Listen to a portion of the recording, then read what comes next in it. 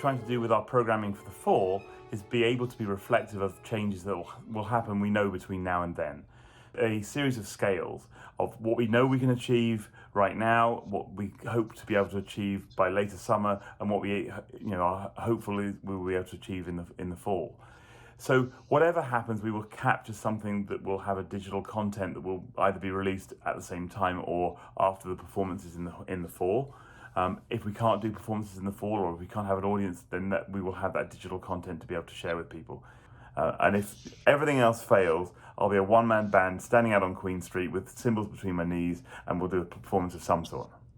We're sort of slightly lucky in that the fall is still a period of time away, and what we're trying to do is talk to other organisations, non-profit arts organisations, but also sporting franchises, etc., to see how they're welcoming their audiences back. I think one thing we can be pretty certain about is that there'll be tight regulations about entry and exit and times and all of those things, but I suspect there will be a much more freedom once you're inside the Opera House. It'll be a very small number of people. I suspect we will, obviously we'll be socially distanced, but we'll allow people to use facilities in a way that when they want them, rather than saying everyone has to go to the restroom at the same time and and then have extended periods of time with queues, etc.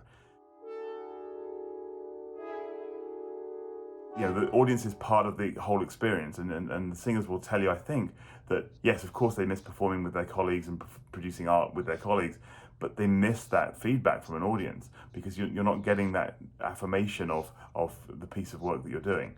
I think we in the performing arts know our audiences, and we knew our audiences pretty well, and we were getting better and more refined at how we could make that customer experience more pleasant. We know nothing now because we're coming back after a period of 18 months of not doing this, and there are certain things that we need to question as to whether the old way of doing it was the best way of doing it. We're coming into a situation now which is completely new. So this is your time. This is when you get your voice. This is when you get the opportunity to say, I've never liked this, that, or the other. Because with less people in the house, we have more flexibility to do things, and we can try some things out. The survey is going to be very simple, very simplistic in its outlook. Will take a few minutes at very most.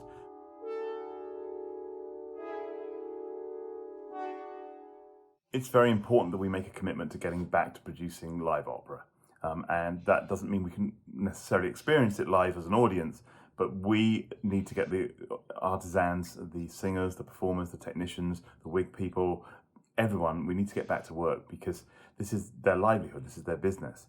Our commitment is to get back to having projects and programming that will appeal to a wider group of Torontonians, and to be able to be more easily accessible to more people. As opera pivots to this new digital platform, there will be some wonderfully exciting projects that we can create that we wouldn't have done necessarily beforehand. So how do we take the best of all other industries? How do we meld film and opera? How do we bring other music forms into the opera? How do we continue to grow what opera is? Opera is now evolving at a rate that is much quicker than any point during its life, and that should create some really brilliant projects.